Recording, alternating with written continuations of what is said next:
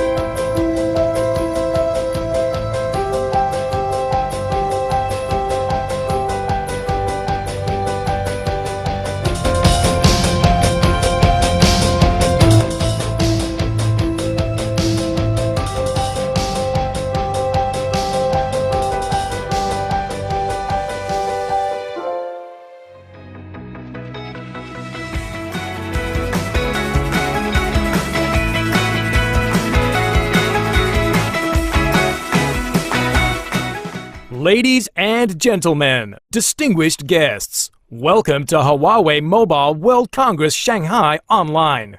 The theme of today's summit is building data-centric converged storage solutions for all scenarios. Data has become a core factor of production.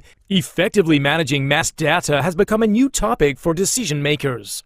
Huawei aims to build data-centric converged storage for all scenarios, which can reduce TCO and improve resource utilization and management significantly. In the next hour, 3 experts will share with us about the details. So to kick things off, we're going to hear from Mr. Kendall Chilton, CTO and head of the FutureWay Storage Labs. His topic is Telco IT Data Infrastructure Insights. Please welcome Mr. Kendall Chilton. Hello everyone, and welcome to the summit. My presentation today will focus on Telco IT Data Infrastructure Insights.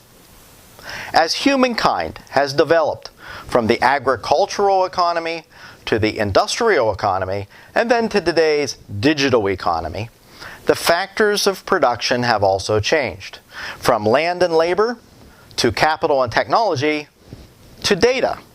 In fact, data has now replaced oil as the world's most valuable resource. Presented as information, data produces commercial insights and values. IT infrastructure consists of 3 parts: compute, storage, and networking. Storage is where enormous amounts of this valuable data resides, so it is an important part of the IT infrastructure that deserves particular attention. Telcos have evolved from network operators to network plus cloud plus AI operators. We can classify telco IT systems into 3 domains to help us gain insights into their development and requirements. The production domain is the first domain.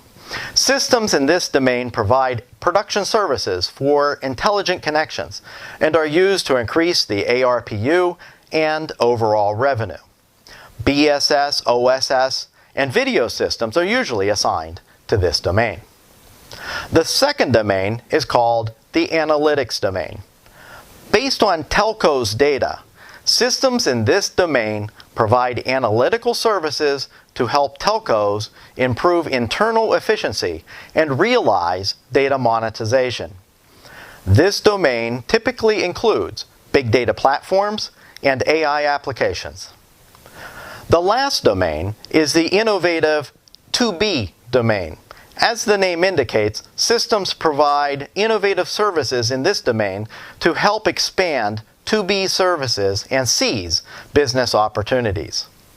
This domain includes both innovative cloud-native platforms and 2B applications, including big data, AI, and HPC applications. BSS is an important system in the production domain. One of its major functions is to help keep track of every user's data usage and implement charging and billing functions.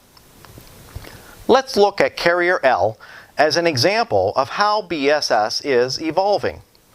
They hope to quickly deploy 5G services to seize market share and increase the average revenue per user.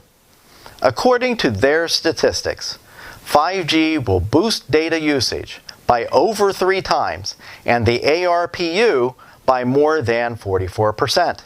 As such, 5G brings additional load for L's BSS systems.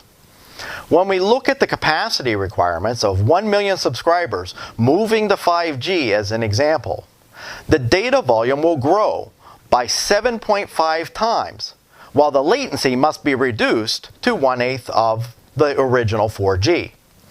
Therefore, it requires extremely high performance, reliability, and scalability to accommodate this data surge. To be specific, the latency needs to be reduced from 4 milliseconds down to 1/2 of a millisecond, while also supporting the transactional rate increase that the BSS applications will demand. Reliability must also be improved from 5 nines to 6 nines or even beyond, as minutes of downtime each year can no longer be tolerated. The solution also must non-disruptively and economically scale over this wide range and be able to handle further increases as Carrier L's business grows. For carriers like L to compete in the 5G era, they require storage to meet their high performance, high reliability, and high scalability requirements. OSS provides operational support for telcos. Since new sites need to be added in hotspot areas during 5G network deployment, the NE density of 5G is 1.25 times that of 4G. The number of KPIs of each NE increases 1.2 times.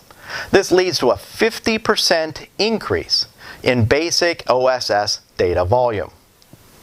As the number of NEs increases, automated O&M becomes an inevitable requirement, and the more data is required for automated network planning and optimization.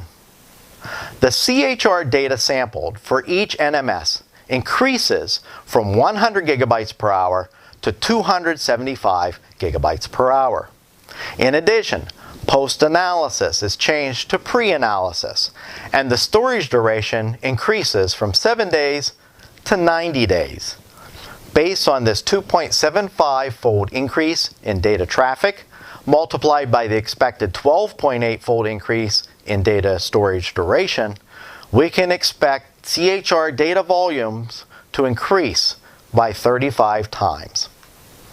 In this example we have of carrier C, we can see that the OSS data volume will increase by 8 times, which leads to the requirement for storage resource pooling capabilities and effective and efficient resource provisioning, operation, and maintenance.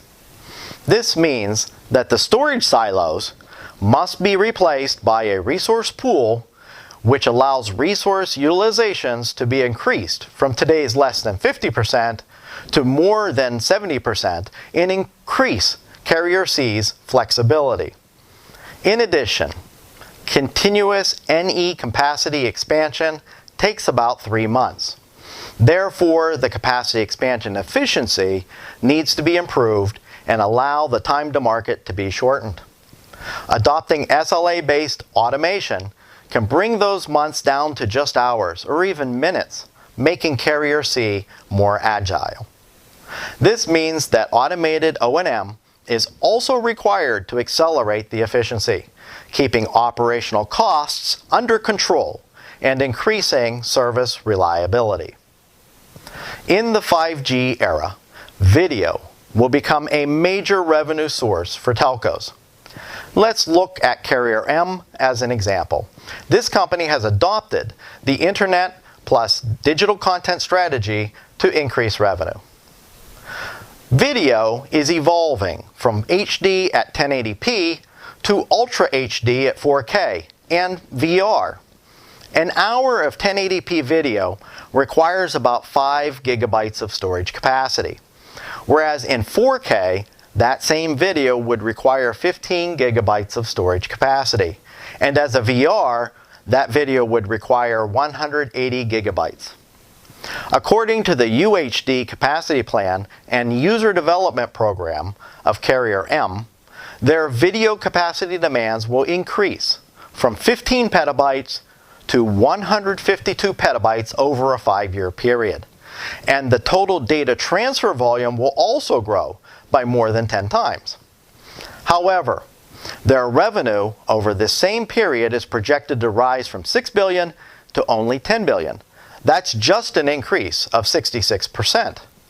Therefore, their data infrastructure must support large-scale expansion within a small footprint in the data hall and come with a significantly lower TCO per capacity in order to be successful in their Internet plus digital content business plan. As the data volume in the production domain increases, including BSS, OSS, other business systems, and third-party data sources, the data volume involved in big data analysis soars. The value within the data available to telcos is only beginning to be realized, and much of the data has yet to be tapped for value. The data being made available for big data analysis will be increasing as the potential for benefits from these other sources of data are realized. In addition, to unleash more data value, the data storage period also must be prolonged. In many cases, the data analysis period is increasing from 1 month to 3 months or even 6 months. Let's take Carrier T as an example. In 2019, their storage capacity for big data analysis was 35 petabytes. They estimate that by 2021, this year, their big data capacity requirements will increase by almost 5 times to 160 petabytes. A 5-fold data growth requires high scalability of data infrastructure and support for multiple services. In addition, big data applications are gradually becoming production applications, meaning analytics data now needs to be as reliable as any other mission-critical data, and it must meet all other requirements and expectations for production data. AI applications have been widely used in various industries for functions such as intelligent chatbot services and digital marketing for telcos, and financial fraud prevention for banks. AI applications cannot be successful without the training and verification from a large amount of data. This data must be curated and prepared before analysis of its content can begin. Operations such as data collection, sanitization, and loading require high write bandwidths and the ability to store information at gigabytes per second levels. Model training needs high random IOPS capabilities, each with millisecond level read latencies, to complete thousands of iterations of calculations and optimizations. A model verification and evaluation phase additionally needs multi-phase data access to tune parameters, create inferences, and support insight development. Finally, both raw source data and training data sets need lifecycle management, including backup and archiving of data and models. Analytics and AI applications are our second IT domain. And as we have seen, they require a data infrastructure with high bandwidths, low latency, multi-protocol convergence, and intelligent tiering of hot, warm, and cold data. Business agility is critical for innovative services. The traditional waterfall development model cannot meet the requirements of business agility today. Currently, we follow the golden 20-day rule, which compels us to complete multiple iterations and service releases within a short period of time. Project schedules that used to span months or even years are now expected to roll out products in days or even hours. Cloud native has become the de facto standard for agile enterprise architecture and a key technology to DevOps and continuous delivery capability. Cloud native development depends on container technology and, in most scenarios, distributed databases to store status information. Innovative services requires an infrastructure that can support this rapidly changing environment. Cloud native architectures, container technology, and distributed databases. These data infrastructures must be highly reliable, often with 24/7 online operating requirements and demand for geo-redundant 3 data center disaster recovery solutions. These are, after all, enterprise applications and cannot compromise on quality for the sake of agility, but rather push the storage infrastructure to new levels of reliability, performance, flexibility, and efficiency. Again, the ability to manage operations in such a rapidly changing environment requires high levels of automation and autonomous enforcement of SLAs. In addition, cloud-native applications also need to support smooth migration to and from public clouds. A huge amount of data drives the development of high-performance computing.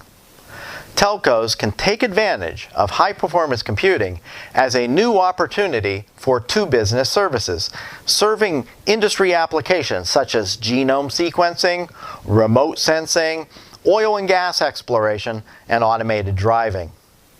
HPC has shifted toward high-performance data analytics, or HPDA, and HPC-based AI convergence. The growth of HPDA and HPC-based AI is much faster than that of traditional HPC. The challenges of HPC for data infrastructure lie in hybrid workloads, where both high IOPS and high bandwidth are required, as well as data security, reliability, and data governance. So to summarize, we face challenges in every domain: production, analytics, and innovative services. These challenges arise from the increasing rate of data growth and growing business agility needs. Key requirements for storage, including high performance, reliability and scalability, resource pooling, effective resource provisioning and large-scale expansion, multi-service support, SLA-based automation, and data mobility, migration, and tiering including support for the public cloud. We suggest that there are three major objectives which embrace these requirements and can satisfy many of your storage needs.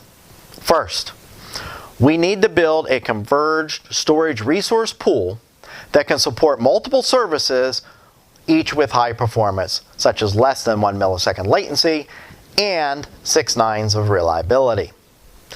Second, we require highly automated, intelligent data management to allocate storage resources based on service level agreements and implement data mobility on demand. Finally, we need to open data services toward the cloud.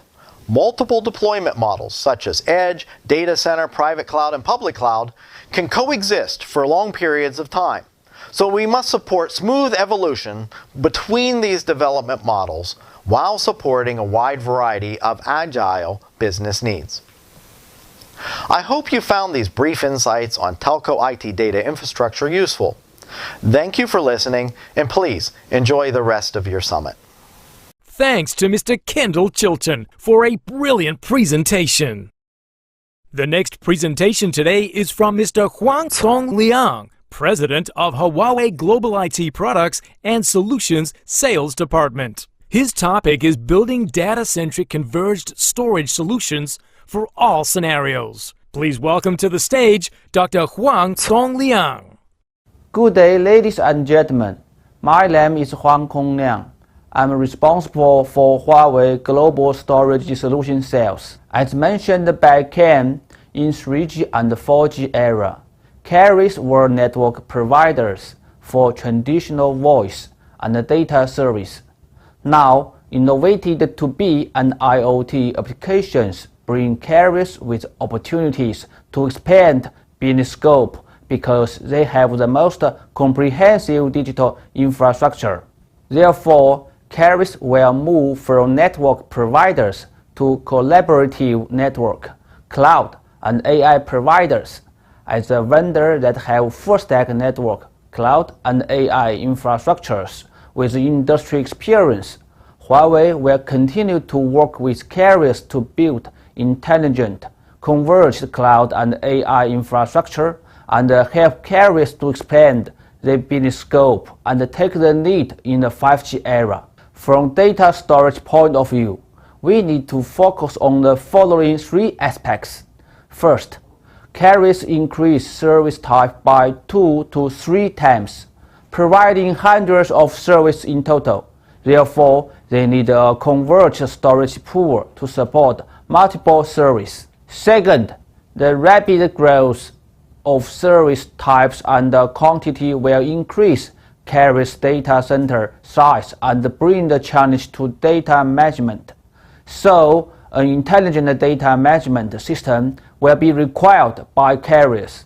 Last but not least, diversified service type and business models require collaboration on cloud, off cloud, and the edge.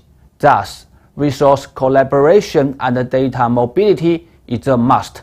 Thus, Huawei provides the all-scenario converged storage solution, designed to help carriers to build a 5G-oriented intelligent storage platform. The solution delivers a converged storage solutions pool to meet different SLA needs, using diversified hardware and unified software. It uses the data management platform with 3 layers intelligent capabilities to provide highly automated management, helping carriers automatically provision storage resource and enable on-demand data mobility and tiering. This will increase storage O&M efficiency by 5 times. Additionally, the solution adopts a fully open architecture to offer cloud-ready, open data service. This means that it supports multiple deployment modes and enable data mobility on and off the cloud. Let's first talk about the multi-service converged storage resource pools. Huawei provides diversified storage devices for different service and data lifecycle phases. For example, OceanStor Throttle for core production service like BSS, OceanStor Pacific for emerging mass data service like file sharing and object resource pool, Ocean Protect for backup and archiving. The most important thing is that the diversified hardware are built on unified software platform OceanStor OS. OceanStor OS converges data and provides unified management and data mobility across device types. It also delivers a converged storage resource pool with high performance, reliability, and scalability. Now, let's talk about Intelligent Data Management, Huawei DME. It is an intelligent management platform oriented for full lifecycle of data storage. Based on the unified management of storage subnets, it delivers intelligence to three core scenarios. The first is intelligent data tiering. It uses a workload fingerprint-based technology to detect service and precisely match service SLA to storage tiers, thus improving storage resource efficiency. The second is intelligent data mobility. It centrally manages all storage in a data center. Based on that, it senses data activity dynamically and allows each byte of data to move freely on demand without impacting service. This minimizes the TCO for customers throughout the data lifecycle. Finally, intelligent O&M with the capability of intelligent prediction. DME can predict performance, capacity, and faults in advance, turning passive into proactive O&M. Let's take Carrier T as an example. To ensure zero error during the service change, the engineers spend hours preparing scripts. 5 engineers have to stay up all night in case anything goes wrong. With Huawei DME, the service change efficiency improved by 60% while reducing the required staff from 5 to just 1. The final one is cloud-ready open data service. Coexistence of multiple clouds has become the new normal. Edge data center and the public cloud has their own application scenarios and will coexist for a long time. So, how to adapt to a multi-cloud environment is a key challenge for any enterprise. So, how to adapt to a multi-cloud environment is a key challenge for any enterprise. Huawei's all-scenario converged storage solution support deployment in various modes, provide on and off cloud data mobility and smooth evolution. Ladies and gentlemen, today I'm glad to unveil the One Storage solution. The solution provides converged storage resource pool, intelligent data management, and the open data service, enabling both carriers and the enterprise to achieve all scenario intelligence and multi-cloud convergence. We look forward to working with our customers and helping them transfer toward a digital intelligent future. Thanks. Thanks to Mr. Huang Congliang for an inspired presentation.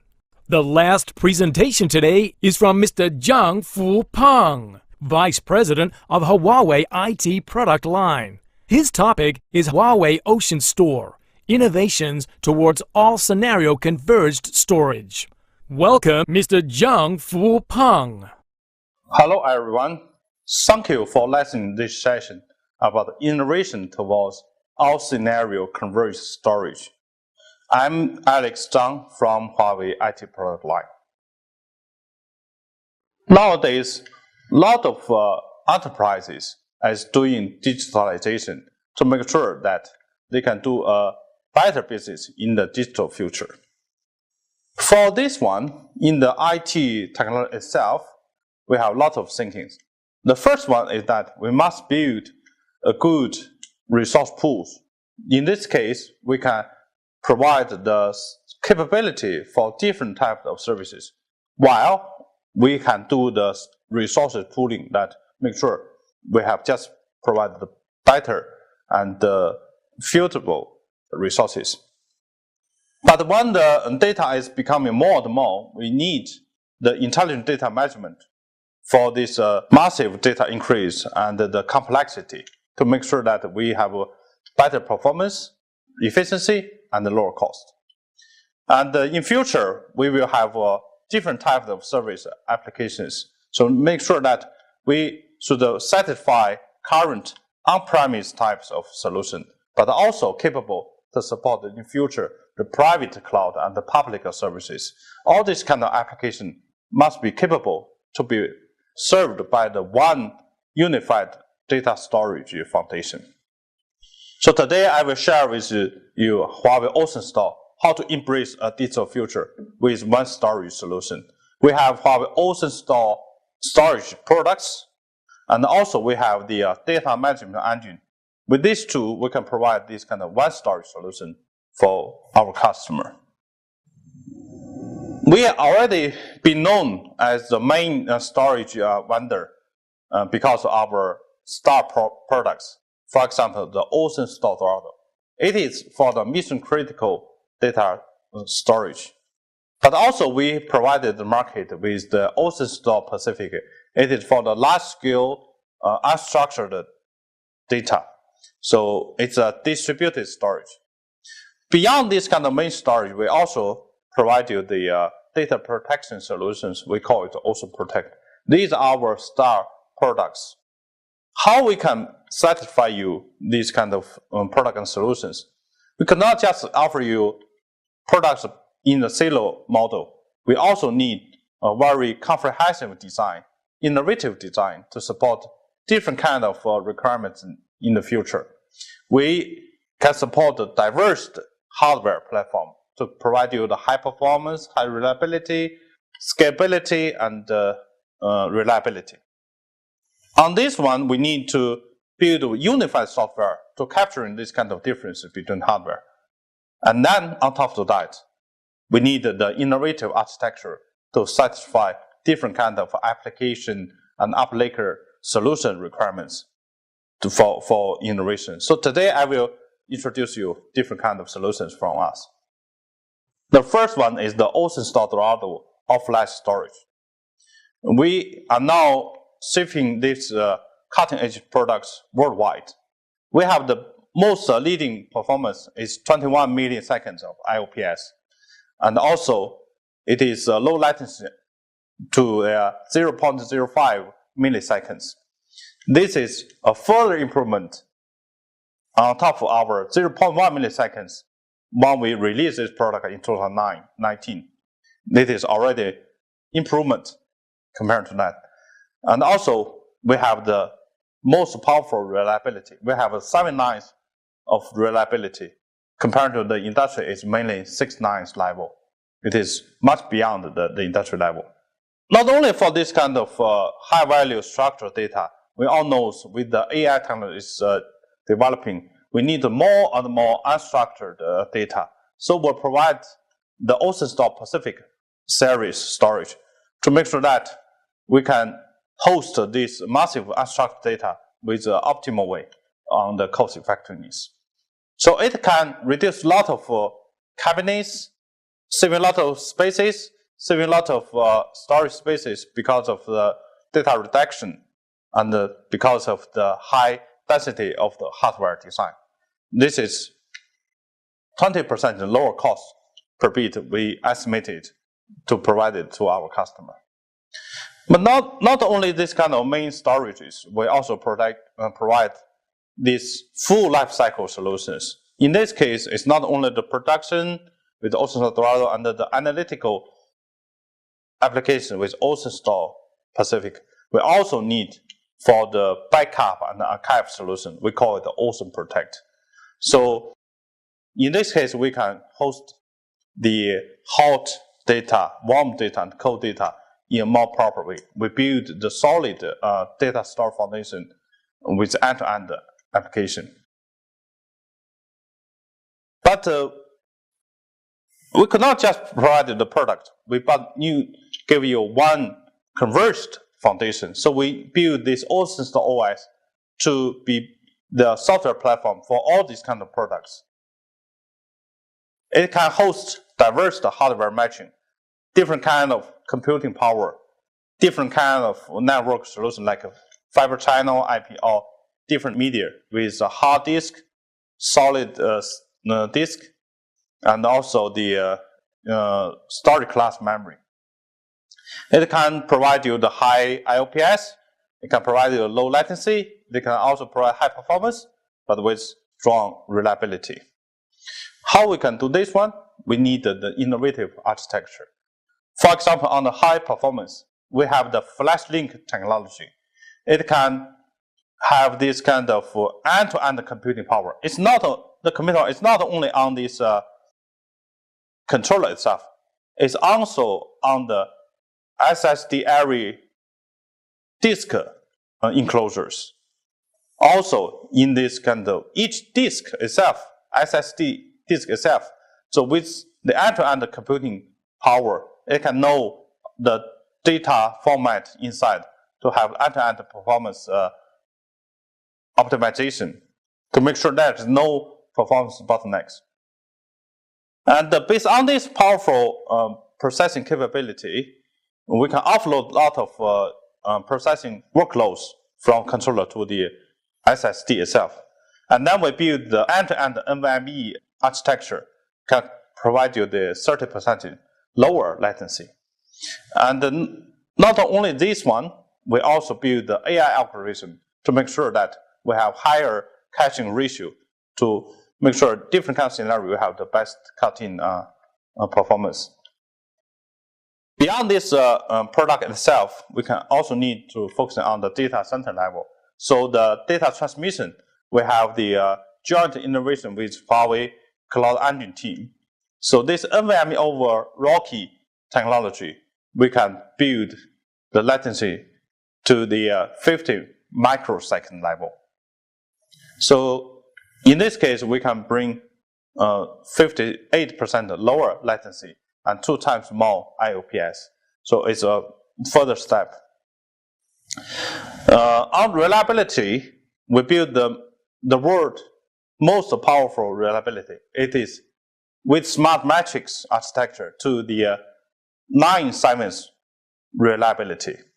It is because within the 8 controllers, we can tolerate up to 7 controllers failure. With different controller enclosures, we can tolerate 1 controller enclosure totally failure.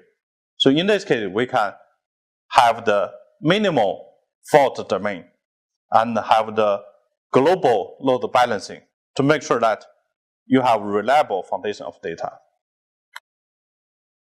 Not only on data center level, we also need more reliability between the data centers. So Huawei has the true active design with the hypermetro design. So data center 1 and data center 2 is all active with applications. But when there is a failure, the service level application active high reliability can make sure that there's 0 service interruption or data loss. These kind of distances are even up to hundreds of kilometers away between the data centers. It can have the automatic failure recovery. So the application level has no impact because of this. And high scalability is another checking point. So we have the distributed software architecture. Compared to the previous, we must build different kind of scale out for different kind of services like block, file, object, big data. We have one unified global storage pool. So we can bearing all these different kind of workloads on one storage pool. And so in this case, we can do hybrid workloads. So to make sure that we are easy to use, and then this one can be easily scaled out to about 4,000 nodes per cluster. So in this case, we can build to satisfy the data expansion requirements. Not only for the storage itself, in the data center level, the storage must work together with computing resources. Previously, when you need to have the bottleneck on the computing or storage, you must scale out the whole resources because it is a coupled design. But right now for the data center, we believe the decoupled storage and compute architecture will build an elastic data platform for all the customers. Why? It is because the computing technology, which is more based on CPU, NPU, the computing technology, it is only have 3 years life cycle.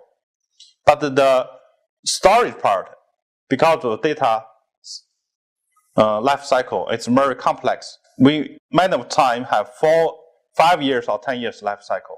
So we must expand the storage and the compute because separately because of the life cycle differences. But also, we need to eliminate the restriction that the expansion must be done together. The one there is a computing demanding application. We can expand compute resource easily. When there is a storage demanding application, it should expand the storage separately, not in a coupled way. Even if we need to upgrade our storage, Huawei OceanStor solution has one design. We call it the flash ever. So in that means we can upgrade the storage separately by the controller enclosure and the disk enclosure. In this way, when we are upgrading controller enclosure, the disk enclosure is not touched. So the data itself, no need for the service interruption or data migration. If we upgrade the disk enclosure, and then the controller enclosure will help the data in reconstruction automatically. So in this way, there is migration free of the solution for 3 generations in 10 years. So it's hugely reduced the complexity of the data migration scenario.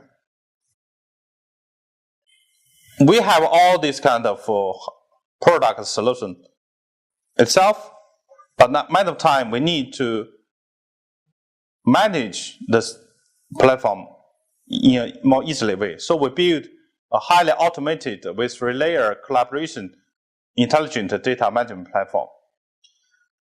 We build the AI capability in the device level, in the data center level, and in the cloud level to targeting the intelligent data tiering to make sure we have a pool for the storage resources. And also to do the intelligent data mobility, it is to satisfy a lot of scenarios. It's driven by services difference, data protection requirement, user experience requirement, and the cost requirement. And at the end, we need to improve the intelligent data O&M efficiency. The first one, intelligent data tiering. We can put all different kind of storage into a pool. But it's very hard to understand from the different kind of application in which tier it goes to, what kind of SLA it requires. So the DME have the capability to build in the workload identification. Based on this kind of automatic identification, it can do a better workload clustering. With the clustered workloads, it can meet into the different kind of tiering, and then the DME will automatically put this data storage into the corresponding storage products. Either it is mission critical for OceanStor Throttle or Flash, or it is massive unstructured data on the OceanStor Pacific, or it should be in this backup or archive. So it's all automatically done. So the TCO will be 30% optimized. It can do the resource aggregation and sharing. Many of the time, the utilization ratio is 40% in the carrier IT platform. But right now with this DME, it's proven will be 70% of the resource level. That is tiering and the pool, but there is a way to optimize how we make the data storage. We should put the data into the most suitable storage itself. Then we have different kind of floating requirements. Either it is life cycle driven, because it is from old legacy storage to the new storage, or it is driven by the business process. For example, the video surveillance data from edge to the center, or it is Telco's prediction, precise marketing needed the data from BSS domain into the data analysis domain. And also, there is a business protection driven requirements.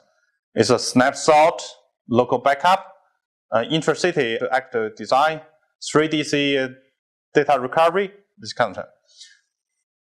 Even better way, we want it is user experience driven or cost driven. When some of the data is no longer hot anymore, we want to put it into the backup or archive.